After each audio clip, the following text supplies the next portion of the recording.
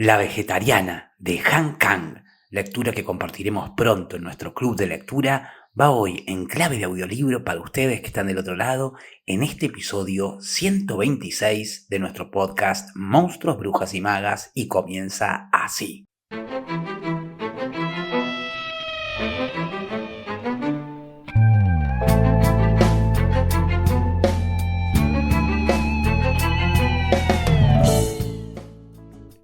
Antes de que mi mujer se hiciera vegetariana, nunca pensé que fuera una persona especial. Para ser franco, ni siquiera me atrajo cuando la vi por primera vez. Ni muy alta, ni muy baja, con una melena que no era ni muy larga, ni muy corta. Tenía la piel descamada y amarillenta, ojos sin pliegues, pómulos ligeramente prominentes y vestía ropas sin color, como si tuviera miedo de verse demasiado personal. Calzada con unos zapatos muy sencillos, se acercó a la mesa en que yo estaba sentado con un paso que no era ni rápido ni lento, ni enérgico ni débil. Si me casé con ella fue porque, así como no parecía tener ningún atractivo especial, tampoco parecía tener ningún defecto en particular. Su manera de ser sobria, sin ninguna frescura, ingenio ni elegancia, me hacía sentir cómodo. No hacía falta dármelas de culto para atrapar su atención, ni andar con prisas para no llegar tarde a nuestras citas. Tampoco tenía por qué sentirme menos al compararme con los modelos que aparecían en los catálogos de moda masculina.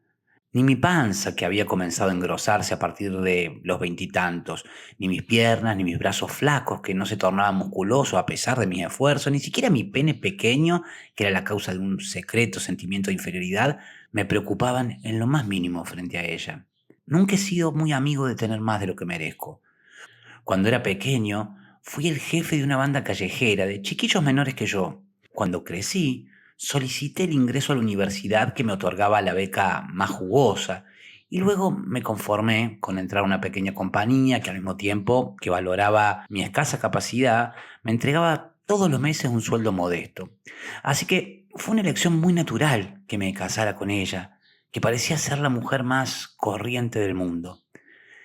Desde un principio, las mujeres bonitas, inteligentes, especialmente sensuales o provenientes de una familia rica, no eran más que seres incómodos para mí. En consonancia con mis expectativas, mi mujer cumplió sin problemas el rol de esposa común que yo esperaba.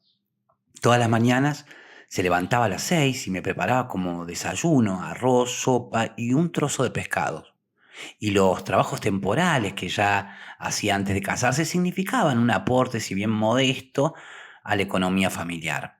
Trabajaba como profesor asistente en una academia de computación gráfica donde había estudiado durante un año y también hacía en casa trabajos por encargo que consistían en transcribir los textos en los globos de las historietas. Mi mujer era más bien callada. Casi nunca me pedía favores ni me decía nada, por mucho que llegara tarde a casa después del trabajo. Tampoco me rogaba que saliéramos los domingos o feriados, que estábamos juntos en casa. Mientras yo me pasaba toda la tarde haraganeando frente al televisor con el control remoto en la mano, ella solía quedarse metida en su habitación. Seguramente trabajaba o leía algún libro. Su única afición era la lectura. Pero la mayoría de los libros que leía parecían tan aburridos que no daban ganas ni de abrirles la tapa. Y cuando se acercaba la hora de comer, salía del cuarto y se ponía a cocinar en silencio. En realidad no era nada divertido vivir con una mujer así, pero yo estaba agradecido por ello, pues me cansaban las mujeres que hacían sonar varias veces al día los celulares de sus maridos, como las esposas de mis compañeros de trabajo y amigos, o las que reñían regularmente a sus maridos provocando ruidosas peleas matrimoniales. Si había algo en especial que la hacía diferente, era que no le gustaba usar sostenes. Durante nuestro corto e insulso noviazgo, le puse un día, por casualidad, la mano sobre la espalda y al darme cuenta que no llevaba el sujetador debajo de su suéter, me excité ligeramente para comprobar si por casualidad me estaba enviando una señal táctica. La observé durante un rato con otros ojos. Ella no me estaba enviando ningún tipo de señal. Fue la conclusión que saqué de mi observación. Si no era una señal, ¿era pereza? ¿Acaso apatía? No podía entenderlo. El que no llevara sujetadores no iba con sus pechos poco voluminosos. Por el contrario, si al menos hubiera llevado un sostén con rellenos abultados, yo no hubiera quedado tan mal cuando la presenté a mis amigos. Después de casados, en casa, Ella prescindía por completo de los sujetadores. En verano se lo ponía, a pesar suyo, si tenía que salir para que no se le vieran sobresalir los pezones, pero en menos de un minuto se los desabrochaba. Si tenía puesto algo fino y de color claro o que le ajustaba un poco, se le veía a las claras el sostén desabrochado, pero a ella no parecía preocuparle en absoluto. Cuando se lo critiqué, prefirió ponerse un chaleco encima en un día de calor abrasador antes que el sostén. Ella se justificó diciendo que el sujetador le fastidiaba, que no podía soportar que le oprimiera el pecho. Como yo nunca he usado uno, no tengo la menor idea de cuán asfixiante es llevarlo encima, pero según lo que podía apreciar, estaba seguro que las demás mujeres no odiaban tanto el sostén como ella, así que su susceptibilidad al respecto me desconcertaba. Salvo eso, todo lo demás transcurría sin vicisitudes. Este año se cumplían 5 años de casados. Pero como nunca habíamos estado locamente enamorados, tampoco había motivos para un particular aburrimiento. Habíamos aplazado el embarazo hasta que compráramos una casa y como esto lo hicimos el otoño pasado, yo había comenzado a pensar si ya no era tiempo de oír que me llamaran papá, hasta que descubrí una madrugada del mes de febrero a mi mujer vestida con camisón de pie en la cocina. Nunca imaginé que nuestra vida cotidiana fuera a cambiar en lo más mínimo. ¿Qué haces ahí de pie?, le pregunté cuando estaba por encender la luz del baño. Eran más o menos las 4. Debido a la mitad de una botella de soju que había tomado en la cena de trabajo, me había despertado con sed y ganas de orinar. ¿Y qué estás haciendo?, volví a preguntar y miré hacia donde estaba ella. Un frío escalofriante me recorrió la espalda y se me esfumó de golpe el sueño y la embriaguez. Mi mujer estaba de pie, completamente inmóvil, mirando el frigorífico. Como estaba sumergida en la oscuridad, no podía distinguir la expresión de su cara, pero había algo sobrecogedor en ella. Sus abundantes cabellos negros sin teñir estaban despeinados y ahuecados. Como siempre, los bordes de su camisón blanco hasta los tobillos estaban ligeramente doblados hacia arriba. A diferencia del dormitorio, hacía bastante frío en la cocina. En una situación normal, mi mujer, que era muy friolenta, se habría puesto encima una chaqueta de punto y se habría calzado las zapatillas de lana. Sin embargo, quién sabe desde cuándo, ella estaba de pie, descalza, y con el camisón delgado que usaba también en otoño y primavera, como si no pudiera escuchar nada. Parecía que en el lugar donde estaba el frigorífico hubiera alguien, quizá un fantasma, que yo no podía divisar. ¿Qué tenía? ¿Era sonámbula? ¿Eso que solo conocía de oídas? Me acerqué a mi esposa, que estaba de perfil y quieta como petrificada. ¿Qué te pasa? ¿Qué haces a esta hora?, le pregunté poniéndole la mano en el hombro, pero en contra de lo que esperaba, ella no se asustó. No era que estuviese con la cabeza en otra parte, sino que tenía plena conciencia de que yo había salido del dormitorio, le había hablado y me había acercado a ella. Simplemente me había ignorado, como cuando a veces yo llegaba tarde y ella me ignoraba por estar enfrascada en alguna serie de televisión de trasnoche. Pero, ¿qué había para enfrascarse hacia las 4 de la madrugada en la cocina oscura frente a la puerta blanquecina de un frigorífico de 400 litros de capacidad? Querida, le miré fijamente la cara que resaltaba en medio de la oscuridad. Tenía unos ojos fríos y centellantes que nunca le había visto y mantenía los labios firmemente sellados. Tuve un sueño, respondió por fin con voz firme.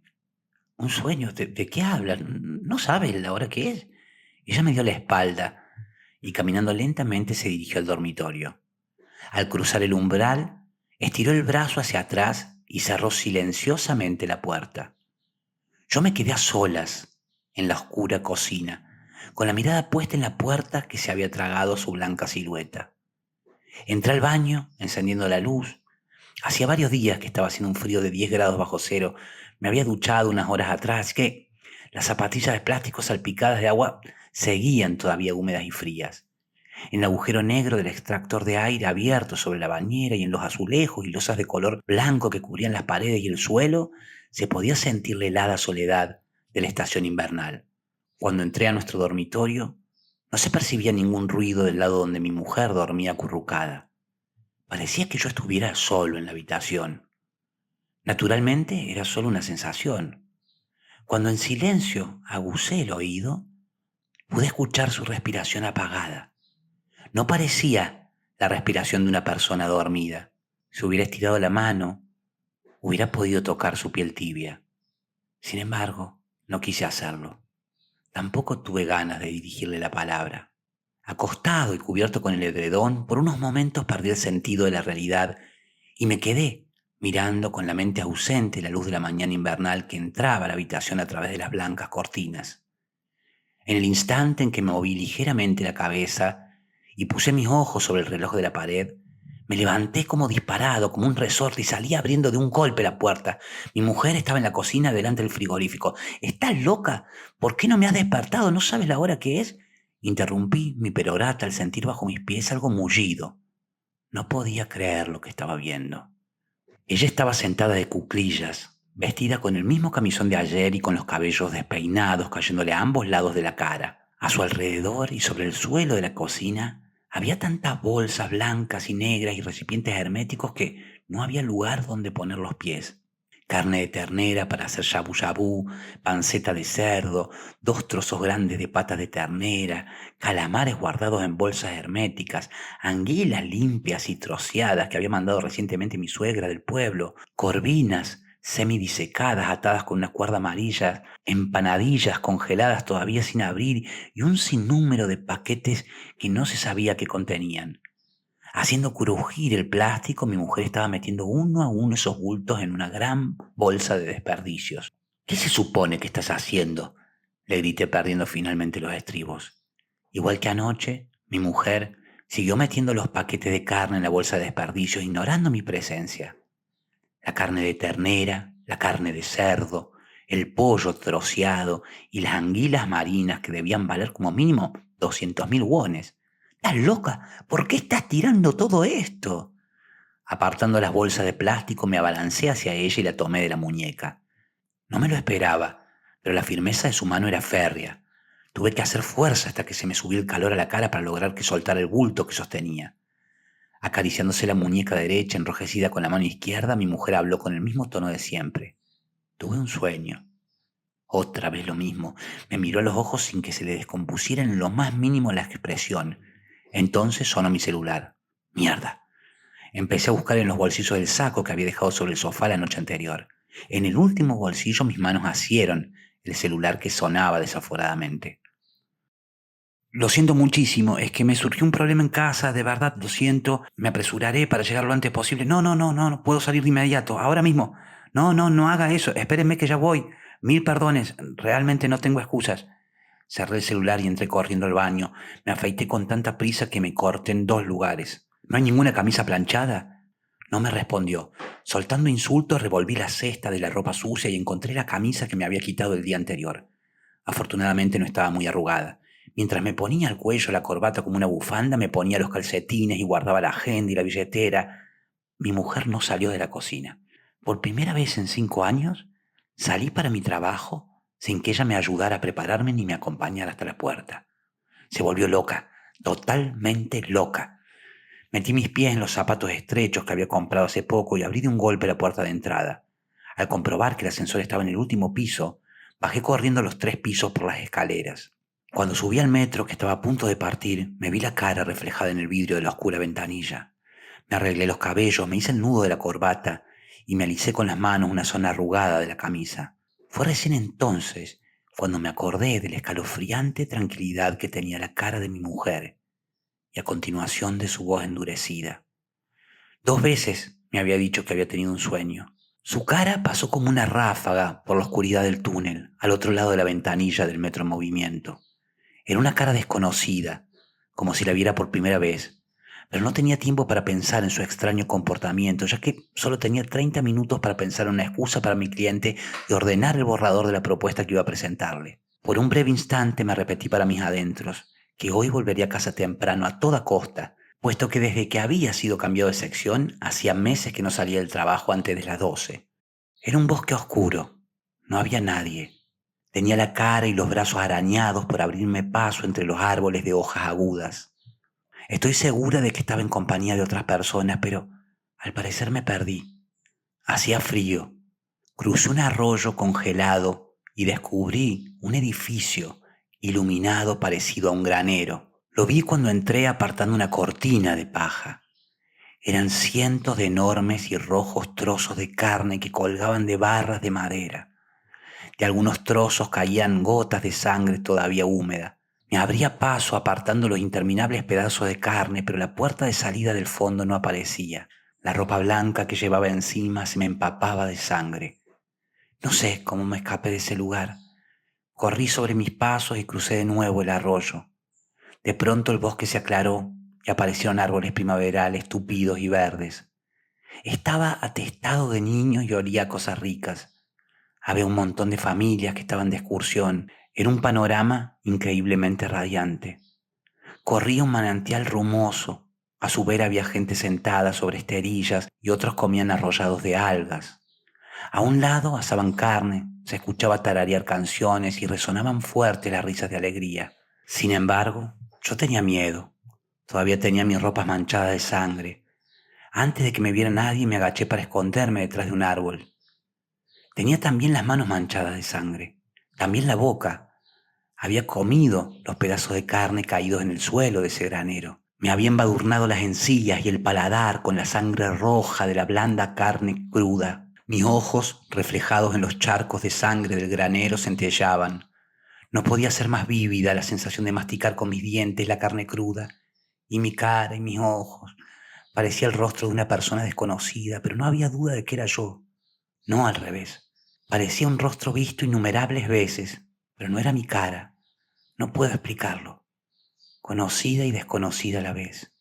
Era una sensación vívida y extraña, terriblemente extraña. La cena que había preparado mi mujer consistía en hojas de lechuga y pasta de soja, una sopa clara de algas que no tenía carne ni almejas y kimchi. Eso era todo. Entonces, ¿qué? ¿Has tirado toda la carne por ese sueño tonto? ¿Cuánto valía todo lo que tiraste? Me levanté de la mesa y abrí la puerta del congelador. Estaba vacío. Solo había cereales, tostados en polvo, ají rojo en polvo, ajíes congelados y una bolsa con ajo picado. Hazme aunque sea un huevo frito, estoy realmente agorado, casi ni he almorzado. También tiré los huevos. ¿Qué? Tampoco nos traerán más la leche. Es para morirse, ¿pretendes que yo tampoco coma carne? No podía dejar todo eso en el frigorífico, no podía soportarlo. ¿Cómo podía ser tan egoísta? Me quedé mirándola fijamente. Ella tenía los ojos bajos, pero se veía más serena que nunca. No me lo esperaba. No sabía que pudiera ser tan egoísta y hacer lo que se le viniera en gana. No sabía que era tan irracional. ¿Quiere decir que a partir de ahora no se puede comer carne en esta casa?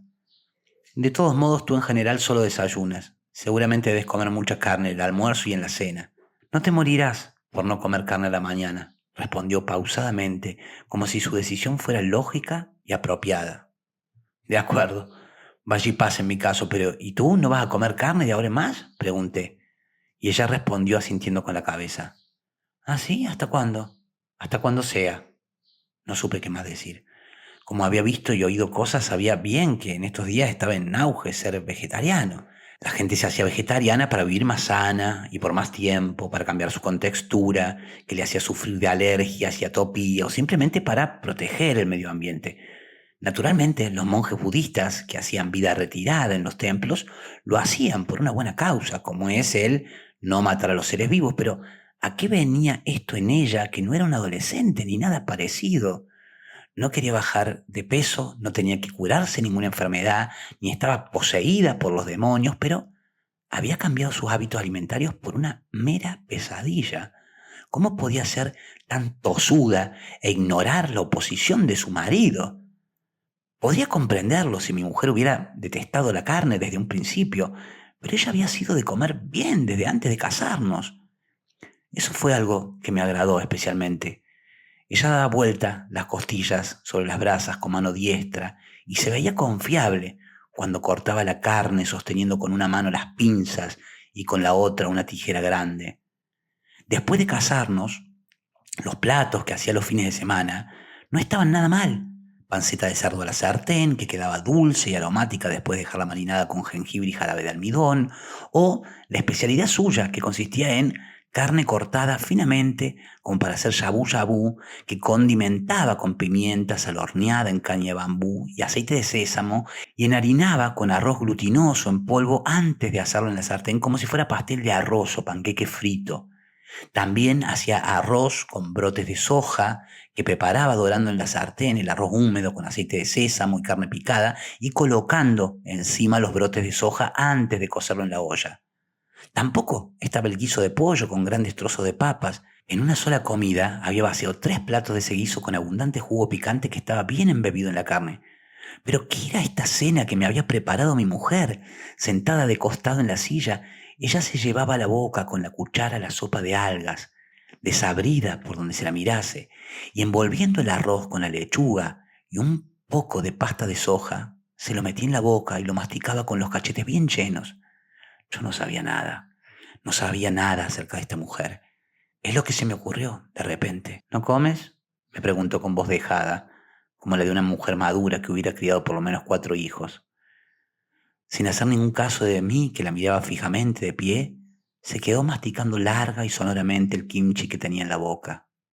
Mi mujer no cambió, aunque llegó la primavera. Todas las mañanas me hacía comer solo verduras, pero yo no volví a quejarme. Cuando alguien cambia de un modo tajante, no hay más remedio que seguirle la corriente. Ella comenzó a enflaquecer cada vez más. Los pómulos, de por sí protuberantes, se hicieron desagradablemente más puntiagudos. Si no se maquillaba, tenía el cutis demacrado de una persona enferma. Si todo el mundo bajara de peso por dejar de comer carne como lo había hecho ella, nadie tendría por qué preocuparse de adelgazar. Pero yo lo sabía bien. Ella no estaba flaca por comer verduras, sino por sus pesadillas. Tampoco era eso en realidad. Ella casi ya no dormía. Mi mujer no era una mujer laboriosa. Cuando yo volvía tarde a casa, la mayoría de las veces ella ya estaba dormida. Sin embargo, ahora, aunque yo volviera pasada la medianoche, me duchara y me metiera en la cama, ella no se iba a dormir. No era que se quedara leyendo un libro, chateando en la computadora, ni viendo la televisión por cable. Tampoco era posible que tuviera tanto trabajo transcribiendo los textos a los globos de las historietas. Ella se metía en la cama pasada las 5 y después de dormir o dormitar apenas una hora se despertaba con un corto quejido. Con los cabellos enredados, la piel áspera y los ojos estriados de sangre, se sentaba a la mesa del desayuno, pero no comía un solo bocado. Lo que más me inquietaba era que ella no quería tener sexo. Antes solía acceder a mis deseos sin poner peros y a veces hasta ella me tocaba primero, pero ahora me evitaba en silencio, aunque mi mano solo le tocara el hombro. ¿Cuál es el problema? Estoy cansada. Por eso tienes que comer carne, no tienes fuerza porque no comes. Antes no eras así. En realidad, ¿qué? Es que tienes olor. ¿Qué? ¿Olor? Olor a carne. Tu cuerpo huele a carne. Me reí con una sonora carcajada. ¿No me has visto recién? Acabo de ducharme. ¿Dónde huelo mal? En cada uno de tus poros, respondió ella muy seriamente. Cada tanto tenía un pensamiento de mal agüero. ¿Y si estos no eran más que los síntomas iniciales? ¿Y si era el comienzo de una paranoia, un delirio, una neurastenia, cosas que hasta ahora solo había conocido de oídas? Sin embargo, mi mujer no parecía estar poseída por una locura. Como lo había hecho siempre, hablaba poco y mantenía la casa bien ordenada.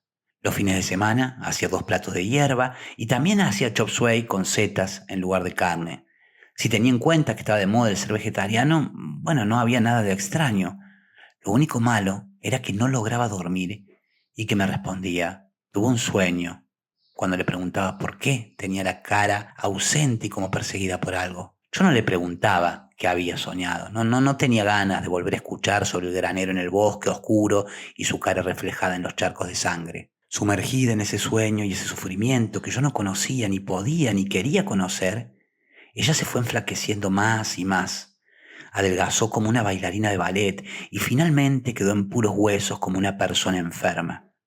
Cada vez que tenía un mal presentimiento me ponía a pensar que mis suegros, que llevaban un aserradero y un kiosco en una pequeña ciudad, y los matrimonios de mis cuñados, que eran buenas personas, no parecían pertenecer a una estirpe que sufriera de desviaciones mentales. Cuando pensaba en la familia de mi mujer, se me superponían de manera natural en la cabeza el humo espeso y el olor a ajo quemado. Mientras iban y venían las copas y la carne se cocía en el asador, las mujeres charlaban animadamente en la cocina. A toda la familia, y en especial a mi suegro, le gustaba la carne. Mi suegra sabía cortar en láminas delgadas el pescado vivo, y mi cuñada y mi esposa eran mujeres que sabían trocear un pollo blandiendo un cuchillo grande y rectangular de carnicería. Me gustaba la autosuficiencia de mi mujer, que podía matar como si nada unas cuantas cucarachas con las manos. ¿Acaso no la había seleccionado cuidadosamente por ser la mujer más corriente del mundo? Aunque su estado fuese en verdad muy sospechoso, no quería considerar lo que se dice una consulta o un tratamiento. Si bien alguna vez dije por ahí, eso es solo una enfermedad, no es un defecto, fue porque les afectaba a los demás y no a mí. En verdad yo no tenía anticuerpos para estas cosas extrañas. En la mañana del día anterior que tuviera ese sueño estaba cortando carne congelada. Tú te enfadaste y me metiste prisa. Carajo, ¿vas a estar todo el día con eso? Ya sabes, cuando me apresuras me desconcierto. Me apabullo, como si fuera otra persona. Por eso las cosas se me enredan más. Rápido, más rápido. La mano que sostenía el cuchillo trabajaba con tanta prisa que sentí que se me subía el calor a la nuca. De pronto, la tabla de cortar se resbaló hacia adelante. Fue entonces cuando me corté un dedo y se me halló el cuchillo. Cuando levanté el dedo índice vi formarse rápidamente una gota de sangre roja, redonda, bien redonda. Al meterme el dedo en la boca tuve una sensación de bienestar. Extrañamente ese sabor dulzón, junto con el color escarlata, parecían tener la propiedad de tranquilizarme. Después de mordisquear el segundo trozo de carne que cogiste, lo escupiste. Cogiendo algo brillante después de rebuscarme gritaste, ¿qué es esto? Es un trozo de cuchillo. Me quedé mirándote ausente, mientras tú hacías escándalo con la cara descompuesta. ¿Y si me lo tragaba qué? Podría haberme muerto. ¿Por qué no me habré asustado entonces? Por el contrario, me sentí más serena. Fue como si una mano fría se posara en mi corazón, como si repentinamente todo lo que me rodeaba se retirara como la marea. La mesa, tú, todos los muebles de la cocina. Fue como si solo yo y la silla en la que estaba sentada permanecieran dentro de un espacio infinito. Fue a la madrugada del día siguiente, cuando vi por primera vez mi cara reflejada en el charco de sangre del granero.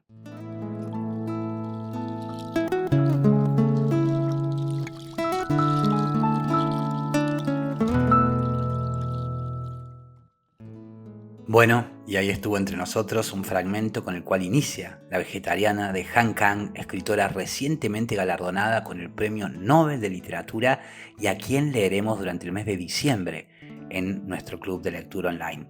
Si deseas saber cómo unirte al club de lectura, en donde cada mes nos encontramos a conversar sobre libros, te voy a dejar cómo unirte y cómo funciona nuestro club de lectura en la descripción o en el siguiente video si lo estás viendo en YouTube. Ya estamos armando el cronograma de lecturas 2025 y se aceptan sugerencias, de modo que me encantaría si comentan con recomendaciones para leer, pero atentis, no cualquier tipo de libros. O sea, me encantan los libros de desarrollo personal y de hecho soy también lector de muchos de esos libros, pero en este club recuerden que nos enfocamos en literatura de ficción contemporánea. Cuando digo contemporánea me refiero a 1950 en adelante, de autores y autoras de diversas líneas estéticas y procedencias. Así que, como decía, me encantaría que nos recomienden libros para incluir en nuestro cronograma de lecturas 2025. Lo vamos a tener en cuenta cuando hagamos la votación con participantes del club de lectura. Y bueno, eso es todo por ahí. Por aquí quedamos. Mi nombre es Facundo Rubiño, quien les decía que hagan un muy buen día. Y será entonces hasta el próximo episodio donde nos encontraremos para seguir con más Monstruos, Brujas y Magas por tu plataforma de podcast favorita.